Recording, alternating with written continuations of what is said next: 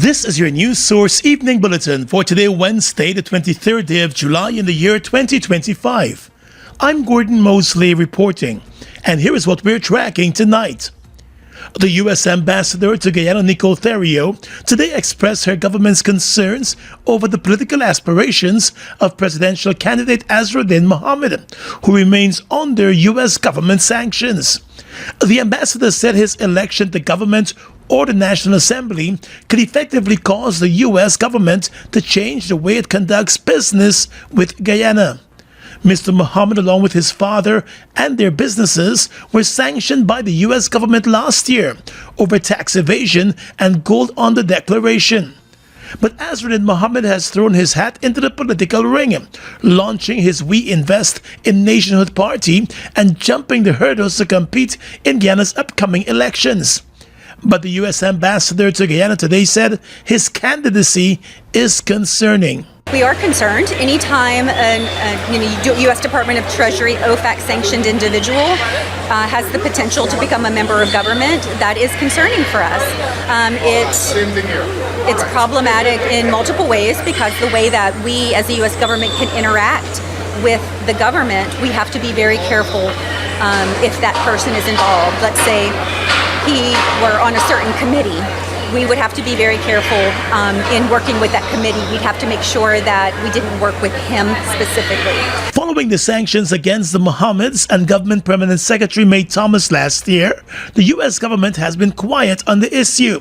But Guyana government officials, including the Vice President Bara Jagdeo, have repeatedly said that the U.S. and Guyana governments are consistently involved in information sharing on the Mohammeds, who once shared a chummy relationship with the current government and the ruling party. The U.S. and Guyana have a number of partnerships in place for defense, security, and trade relations, among others. The U.S. ambassador said the greatest concern is that private investment by U.S. companies to Guyana can be slowed down should Mohamed get anywhere close to the seat of government. The other thing that concerns me a bit more, however, is that when you see an OFAC-sanctioned individual become a part of an official within a government, it sends concern through the private sector of the United States. So you see U.S. companies often rethinking their relationships in the country. We saw it in Afghanistan. We've seen it in other countries as well. They sometimes look to de-risk or to even just cut ties with the country. The U.S. diplomat described the upcoming elections as extremely important for Guyana and the U.S. to maintain peace and stability in the region. The U.S. government, through the local embassy, will be among the observers at the upcoming elections. The Wind Party, which is led by Mohamed, has been whipping up support across the country. More news coming up in just a moment.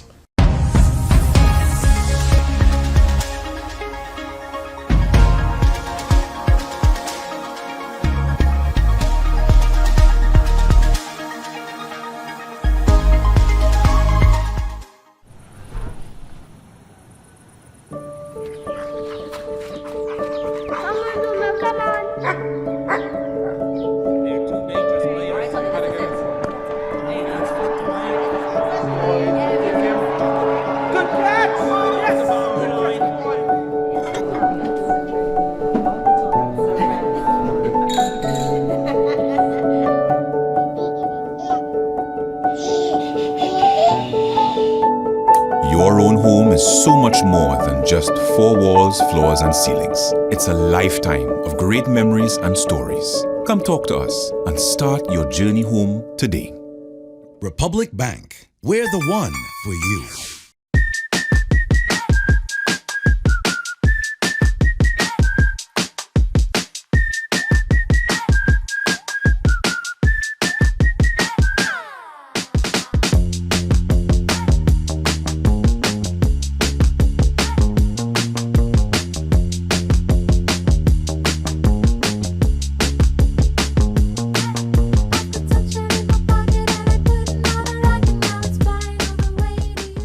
Let's jam! Pan Jam is back. Pan Jazz Concerts present Pan Jam in the Village on Saturday, July 26th at Park Rain from 7 p.m. Come out and witness Steel Pan Magic with live performances by Duke Ross, Guinness record holder Joshua Robello out of Trinidad, Calvin Burnett, Nikita, Roy Stewart, Jesse Schultz, Ray Sparman, Clayton Daniels, Amjad Ali, and many more. Enjoy the Parkside Steel Orchestra and the Pan Groove Steel Orchestra as they clash and bring the vibes. General tickets are $8,500 and $30,000 for VIP and are available at all Massey stores nationwide and IBGL, Carmichael Street. Don't forget, Pan Jam, Saturday, July 26th at Park Rain. This event is sponsored by Absolute Vodka, Massey Distribution, Ministry of Culture, Youth and Sport, IBGL, Guyana Tourism Authority, Experiences, Pot Salt Events, and Gabriella's PR Consultancy.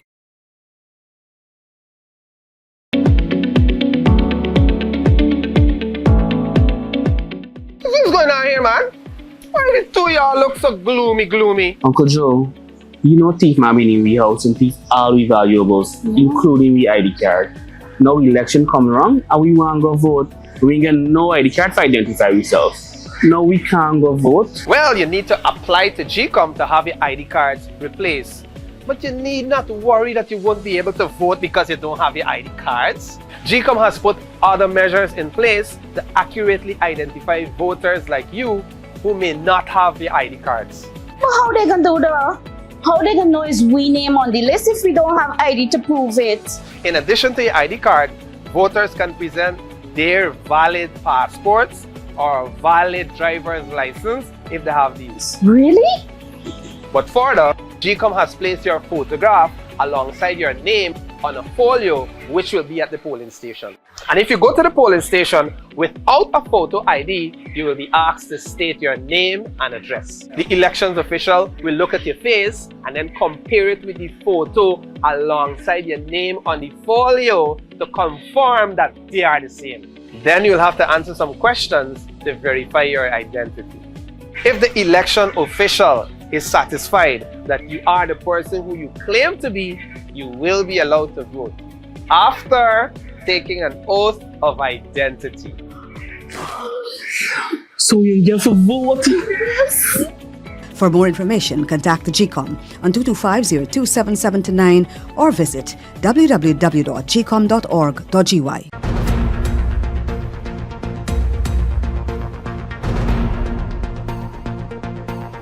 Welcome back.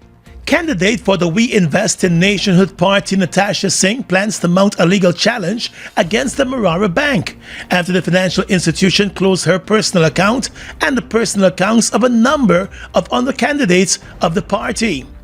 While the bank has not offered any official explanation, it is suspected that the decision is possibly linked to the candidate's affiliation with the party's presidential candidate Azruddin Mohamed, who remains sanctioned by the U.S. government along with his father, their companies, and Government Permanent Secretary May Thomas.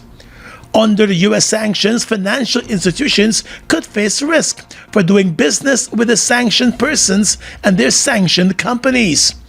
At a press conference last evening, the party's campaign manager, Odessa Primus, its election agent, Dwight Hitzberger, and candidate Natasha Singh disclosed that at least 5 of the party's candidates, including Singh and Hitzberger, have received letters from the Demerara Bank discontinuing all account maintenance services provided to them. Singh, a former APNU AFC Member of Parliament, said much to her surprise, she was informed on Tuesday by the bank that it would be closing her account. A copy of her letter from the bank, which was shared with the media, stated that the bank was informing her that it will be discontinuing all account maintenance services provided to her effective from the 25th of July. The decision, the bank said, was made in compliance with its internal policies and banking requirements. The letter, written by the bank's senior manager for operations and corporate banking, Kenesha Collins, further indicated that in an effort to ensure a smooth transition, the bank will no longer accept deposits into the accounts. It warned that failure to close the accounts by Friday will result in the bank converting her funds into a banker's draft, which will be held at its Camp and South Road branch for collection. Singh said after receiving the letter, she visited the bank on Tuesday to seek clarification as to the reason behind the decision. But she was met with a brick wall, with bank officials offering no explanation other than the contents of the letter. She said she has since been advised to take legal action against the Demerara Bank. Bank has a license and has a responsibility to do business with all Guyanese. And my service with them goes beyond 15 years. I have had 15 years and more of uninterrupted service with that bank. And suddenly today, I receive a letter to say that they will discontinue service with me. I found that very, very strange. Singh said it is mind-boggling as to why one bank would take such action.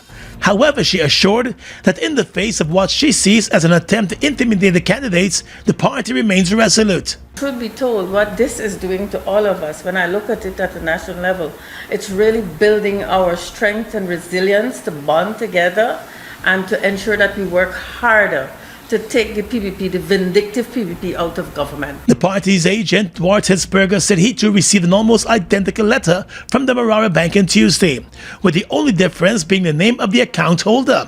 He said when he contacted the bank for clarification, he was told that he no longer meets the banking requirements at the Demerara Bank and he must shut down his accounts with the bank. This is an attempt to undermine a democratic process. He said in one case, the bank used the information provided to GCOM and not the address that was provided to the bank, making it clear that the bank was scanning the party's candidates list to make its decision. When you go to open an account, maybe I'm reaching. They ask you for certain information you have to verify with your address. One of the individuals, and I will not call name, one of our candidates, received the letter. The address is different from the address that he was given to the bank. It's the address that is listed on our list of candidates.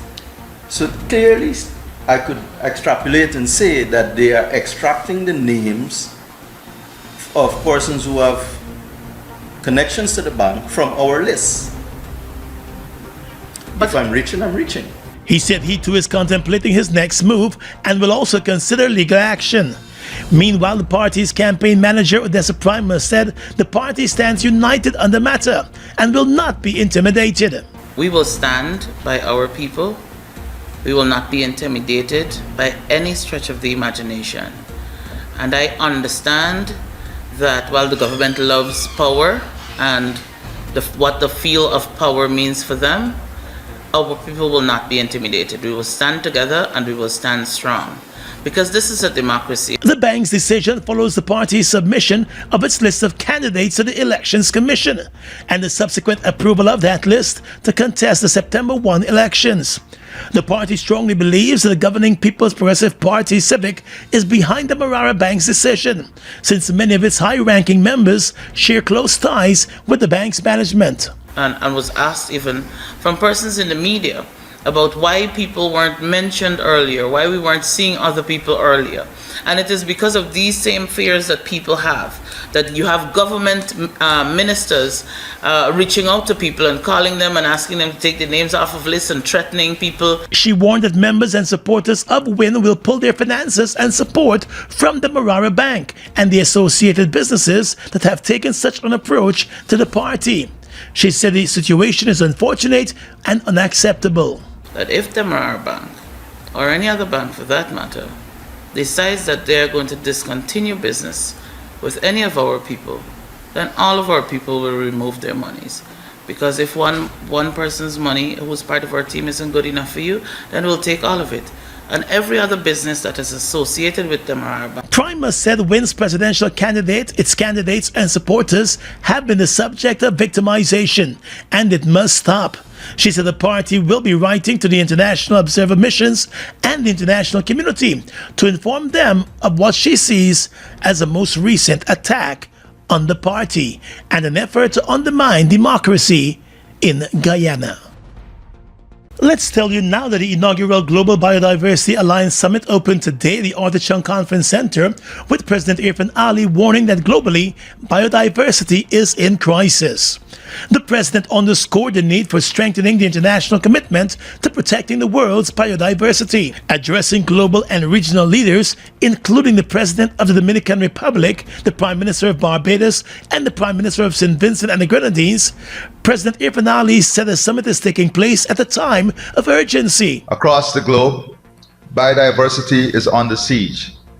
Every year we lose an estimated 10 million hectares of forests. 1 million species face extinction. Wetlands are vanishing 3 times faster than forests. And we are approaching irreversible tipping points in key ecosystems, from coral reefs to savannas to rainforests. These changes are not remote or abstract. They are real, immediate, and devastating. The impact on the world, he said, is grave. They affect the water we drink, the food we eat, the air we breathe. They affect our jobs, our health, our economies, our cultures, our peace. They affect our very survival. Some scientists warn that the world is facing its 6th mass extinction, and yet the destruction continues, not due to ignorance, but due to invisibility, because too often the true value of biodiversity is ignored in national accounts, absent from financial statements, and invisible in boardrooms and budget plans. The two-day summit is being seen as an opportunity for countries to consolidate their efforts and strengthen the global movement to protect the living fabric of the planet. Noting that the challenges cannot be confronted in silos, President Ali stressed the need for countries and institutions to build strong, resilient, and sustainable partnerships. We sit at the heart of the Guyana Shield, one of the last intact tropical forest ecosystems on Earth. But we are more than stewards, we are pioneers. Guyana has long stood at the forefront of global environmental leadership, championing sustainable development and the protection of the world's natural heritage. As early as the 1990s, Guyana made an unprecedented commitment by setting aside nearly 1 million acres of pristine forests for the Ayakorama International Center, a model for sustainable forest management. This bold move was followed by the establishment of a national protected area system, safeguarding some 18,000 square kilometers of key ecosystems across the country. He said the country further cemented its leadership through the development of the Low Carbon Development Strategy, under which it forged a landmark forest partnership with Norway. He also noted that Guyana continues to lead with the implementation of a revised and expanded Low Carbon Development Strategy 2030, which builds on past successes to advance climate resilience, forest conservation, and a diversified low-carbon economy for all Guyanese. The Guyana's ecosystem provides over $15.2 billion per year in ecosystem services. An overwhelming 96% of the value comes from non-market services, those invisible benefits we all rely on but never pay for. Genetic resources alone, from plant compounds and medical potential to unique species traits, are worth $8.4 billion annually. Existence bequests values. What our peoples are willing to pay to preserve nature, among to $3.6 billion annually. The president said now with the Global Biodiversity Alliance, Guyana is taking its leadership to a new level as it lobbies to advance the global goal of conserving at least 30% of land and oceans by 2030. Some sad news to report now. The 16-year-old East Penitence girl who was hit to the neck by a stray bullet 2 nights ago while riding home through East Rheinfeldt has died. The young girl, Rena De Piezer, passed away at the Georgetown Hospital this afternoon without ever regaining consciousness. The Guyana Police Force has been tight-lipped on its investigations into the tragic shooting incident, but the girl's family say they want justice. All we want is for the police to do their job and do it thoroughly and properly. So we need justice. That's all we want. The teen was on her way home from a friend's birthday party when gunshots were heard in Mango Lane, East Rheinfeldt, and she was hit to the neck, collapsing to the side of the roadway. Persons in the area rushed to her assistance and took her to the Georgetown Hospital, where she was admitted in a critical condition.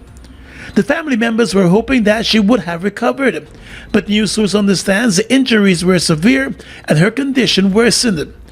Persons in the area where the incident took place reported that there was a confrontation between two rivaling gang members in the area when one of them started firing gunshots.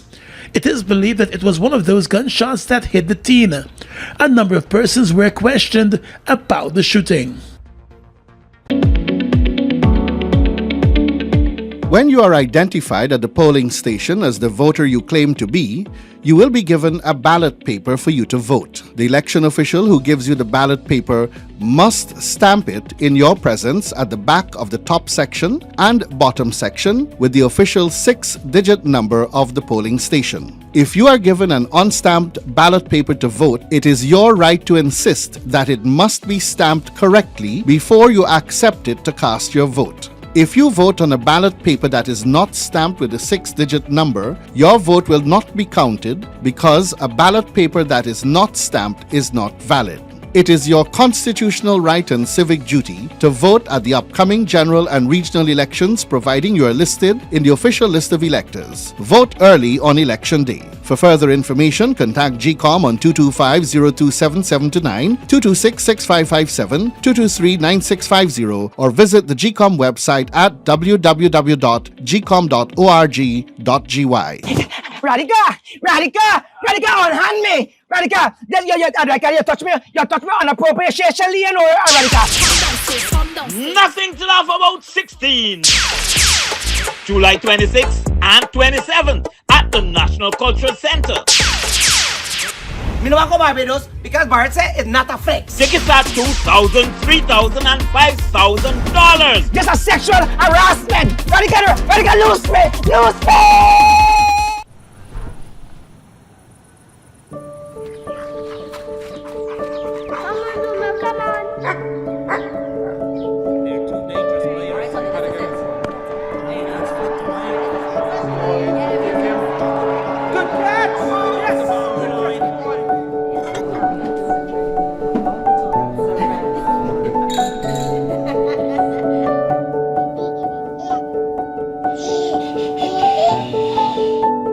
Your own home is so much more than just 4 walls, floors, and ceilings. It's a lifetime of great memories and stories. Come talk to us and start your journey home today.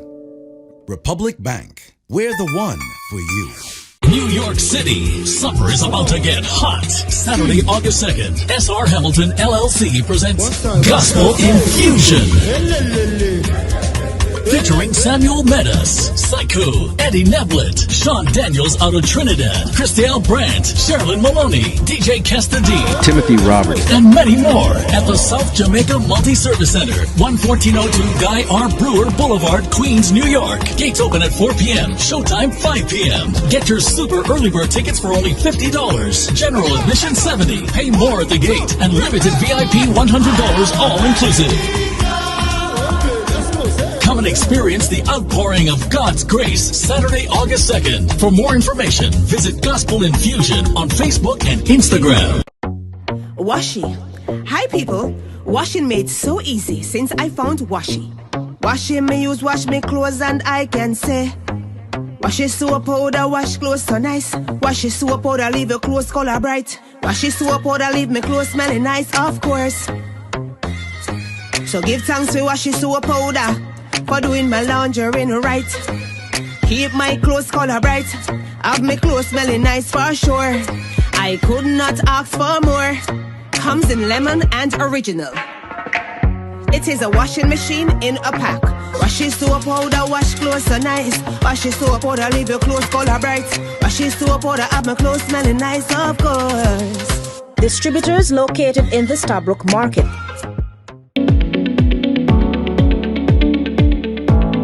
I got a real problem, buddy. I want to vote on election day, but I got to work a 12-hour shift every day from Monday to Friday. From 6 in the morning to 6 in the afternoon, boy.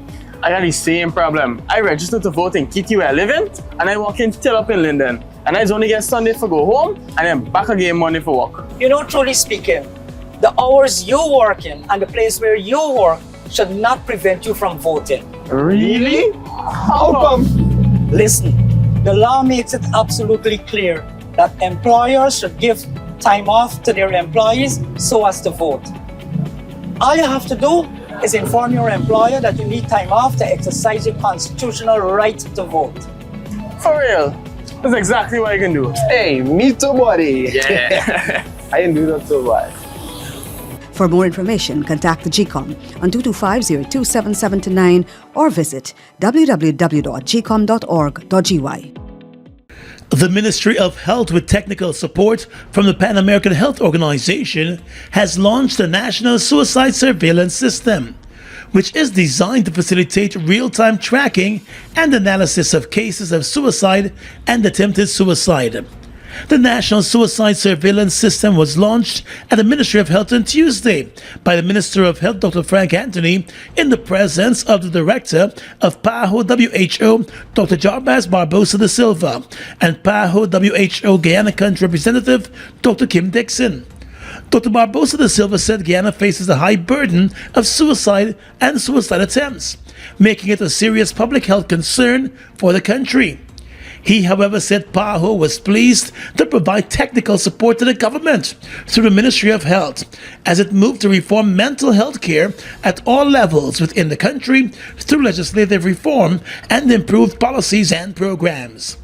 He said the National Suicide Surveillance System will complement the Mental Health Protection and Promotion Act, the Suicide Prevention Act, and the National Mental Health Plan 2023 to 2030, as the country improves data collection on cases of suicide and attempted suicide. Quality, real-time data on suicides and suicide attempts are crucial to understanding the problem, identifying high-risk groups, and responding early with effective and targeted interventions. He further explained that accurate data on cases of suicide and self-harm are vital to informing mental health services provision, resource deployment, and guidelines for managing suicidal behavior. The PAHO WHO Guyana Country Representative, in her address, said the National Suicide Surveillance System will provide the Health Ministry and its partners with important data that would guide policies necessary to reduce the tragic loss of life caused by suicide. This system will serve as a backbone for our national strategy to address the root causes of suicide. The system will also facilitate a comprehensive, data-driven approach to understanding and addressing the complex issue of suicide in Guyana. Through real-time data collection and analysis, the system will help to identify trends, will promote the understanding of risk factors, guide the implementation of targeted interventions, and assist in the monitoring of progress. Describing suicide as a human tragedy, the PAHO WHO country representative said suicide impacts families, communities, and the nation as a whole. She said in Guyana, the suicide rate remains high compared to other countries, particularly among youth and rural populations. She said the situation calls for an urgent intervention, and the surveillance system will provide health authorities with the ability to track, analyze, and respond to incidents of suicide with a level of precision and with empathy. Health Minister Dr. Frank Anthony said while the government was able to pass the Mental Health Protection and Promotion Act and the Suicide Prevention Act, the ministry in some cases was unable to track cases of suicide. He said the surveillance system will address the gap. While this exists in law, we were still having challenges with institutions reporting, especially hospitals. So when something happened, people go to the hospital, it was not reported, or it was reported very late. So we thought by developing this in an electronic format, giving people access to it, we would be able to get the information almost in real time. And once we're able to get that, then we'll respond appropriately.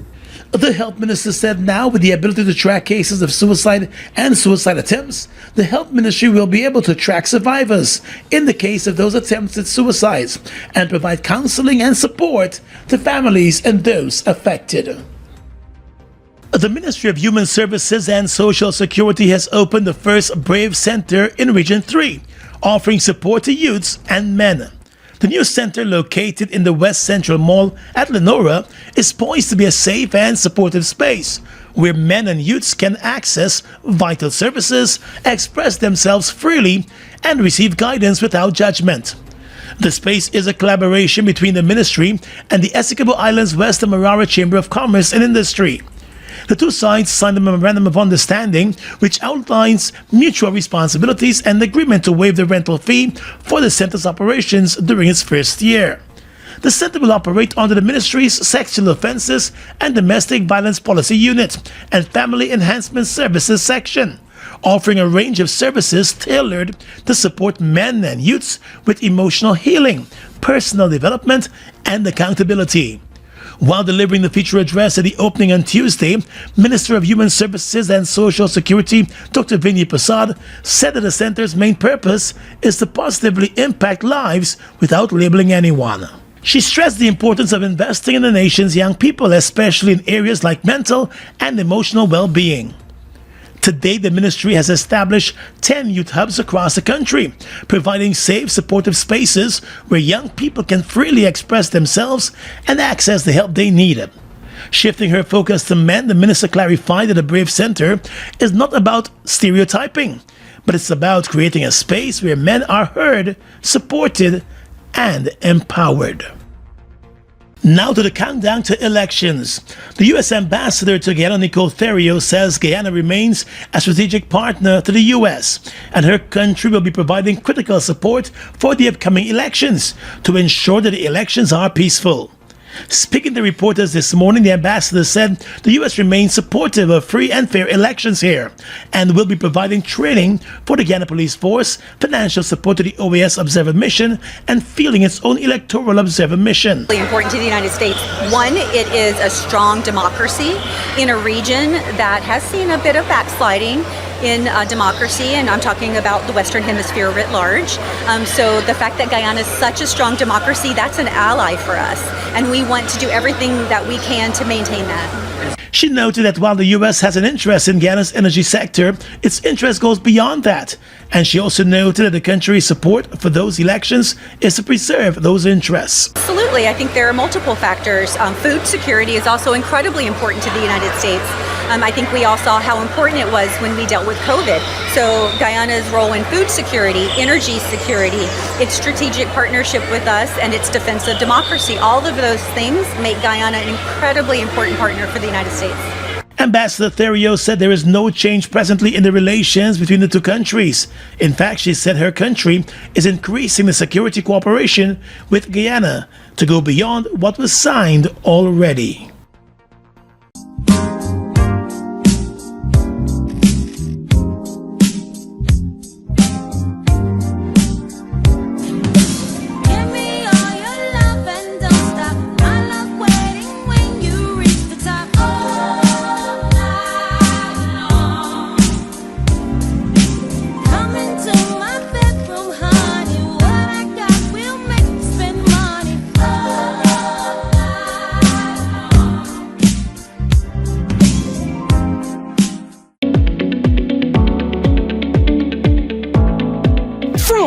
Hi, give me a minute now. I want you to clear something up for me. Okay. What is it, ma'am? Why you look so confused? I hear all this talk about elections and voting, but I really don't understand how this could affect me. All right. It's like this. Once you were registered by GCOM and you were 18 years or older by June 30th, 2025, you are entitled to vote, provided that you are listed in the official list of electors. Well, I registered and I'm over 18, but how I would know if my name is on the official list of electors? That's very easy. GCOM is displaying the official list of electors at two popular places in the community where you live. Just go there and check the list. Or you can go to GCOM's website and use the search tool. Oh, what? Thanks. I'm going and doing it now. Yeah. My name on the list. I definitely voting at elections. Nice. For more information, contact the GCOM on 225-02779 or visit www.gcom.org.gy. New York City, summer is about to get hot. Saturday, August 2nd, SR Hamilton LLC presents Gospel Infusion. Featuring Samuel Meadows, Psycho, Eddie Neblett, Sean Daniels out of Trinidad, Christelle Brandt, Sherilyn Maloney, DJ Kesta D, Timothy Roberts, and many more at the South Jamaica Multi-Service Center, 11402 Guy R. Brewer Boulevard, Queens, New York. Gates open at 4 p.m. Showtime 5 p.m. Get your super early bird tickets for only $50. General admission $70. Pay more at the gate. And limited VIP $100 all inclusive. Come and experience the outpouring of God's grace Saturday, August 2nd. For more information, visit Gospel Infusion on Facebook and Instagram. Turbo with a new look, new style, with the same great taste in the 250 ml can. Everybody run out now. Go and go grab one. Me charge up with a turbo 250 ml at your favorite spot. Wait, sell. New look, new can, same vibes. Jinxing, energize up your life. Vibes up, work time, anytime we are turn up the party with turbo can. Turbo can, turbo can, turbo can. Now available in the new 250 ml can. Turbo energy drink. Charge up today. Guyana's economy is rapidly transforming, and we're all part of it. Guy Oil is at the forefront of this development by providing reliable and efficient energy and supporting community development from the very core. 100% of Guy Oil's profit goes back to building schools, roads, and other important infrastructure that connects our cities and towns, providing fuel to domestic, marine, industrial, and aerial transportation. Guy Oil has now repositioned itself as a market leader in the petroleum industry, building a better future for all of us.